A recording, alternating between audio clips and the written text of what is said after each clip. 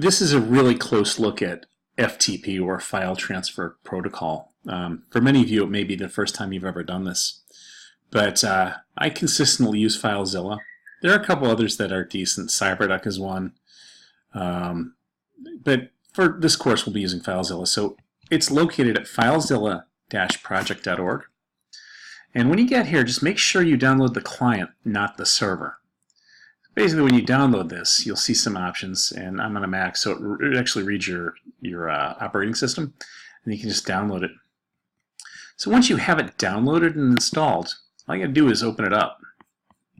Anyway, Filezilla has what's called a site manager, and this is where we can add sites, remove sites, etc. So I've got a few sites that I'm working on right now, and let's go ahead and connect to the web host, 00 web host.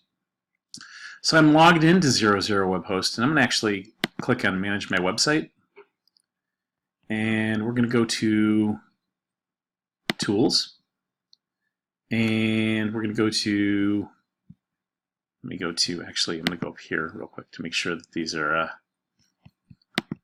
everything running. There it is, website settings. I apologize. So we're going to go into general after we go to website settings. Looks like they changed their interface a little bit. Anyway, at the top here of settings in general, you'll see FTP transfer, file transfer protocol, and it's turned on. So you'll see this host name. This is important because we'll need to put it in our Filezilla client. So in Filezilla, I'm going to actually create a new site, and I'll call it WebD173. And my host is right here. Now, there are two types of ports. There's SFTP, which is 22, and traditional FTP, which is 21. SFTP stands for Secure File Transfer Protocol. In my case, I'm just going to use plain old FTP port 21. My login type will be normal. So basically, the settings for this is the exact username and password that you use to get into the site. And you can see that right here. You see my username is Katie Secor and my password's hidden. So now I can go in and enter my password, like so, and click Connect.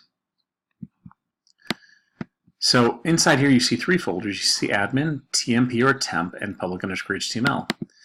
This is where we meet up with our other video, because this is where I have all my values. So I'm going to go to my downloads real quick, and I'm going to find the OpenCart install here, which is right here, OpenCart zip.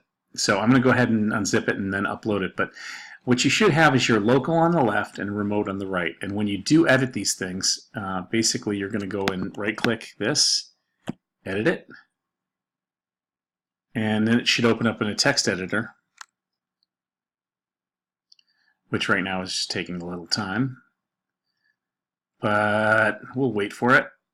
So you see it downloading, and here's my code, so I'm just going to erase that, hit save, and once I hit save, this pops up, and I can go ahead and click yes, and now it's updated my values.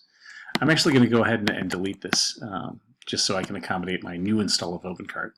But that's how we can use FTP, and it's important to get comfortable with this workflow. So take as much time as you need to go through this video and see if you can replicate it.